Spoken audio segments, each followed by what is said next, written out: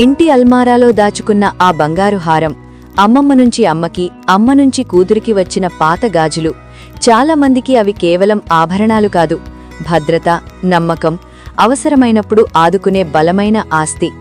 ఇప్పుడు అదే బంగారం విలువ ఊహించని ఎత్తుకు చేరింది.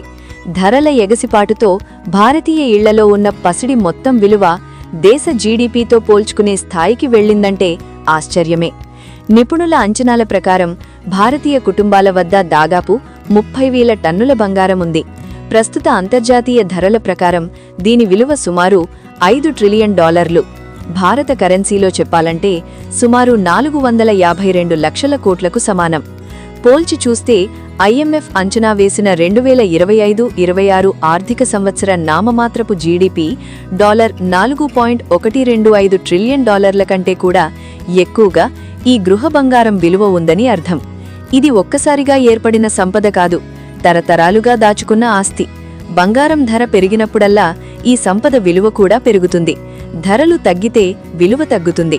కాని పరిమాణపరంగా చూసినప్పుడు ఇంత పెద్ద మొత్తంలో గృహ బంగారం ఉన్న దేశాలు ప్రపంచంలో అరుదు. 2025లోనే బంగారం ధరలు సుమారు 65% వరకు ఎగబాకినట్లు మార్కెట్ అంచనాలు సూచిస్తున్నాయి. దీనికి కొన్ని ప్రధాన కారణాలున్నాయి. డాలర్ మరియు ప్రభుత్వ బాండ్లపై పెట్టుబడిదారుల నమ్మకం కొంత తగ్గడం, ప్రపంచవ్యాప్తంగా ఆర్థిక అనిశ్చితి, భౌగోళిక రాజకీయ ఉద్రిక్తతలు, కేంద్ర బ్యాంకులు బంగారాన్ని మళ్లీ భద్రతా ఆస్తిగా భావించడం. పెట్టుబడిదారులు, దేశాల సెంట్రల్ బ్యాంకులు ఇద్దరూ ఇప్పుడు బంగారాన్ని సేఫ్ హేవన్గా చూస్తున్నారు.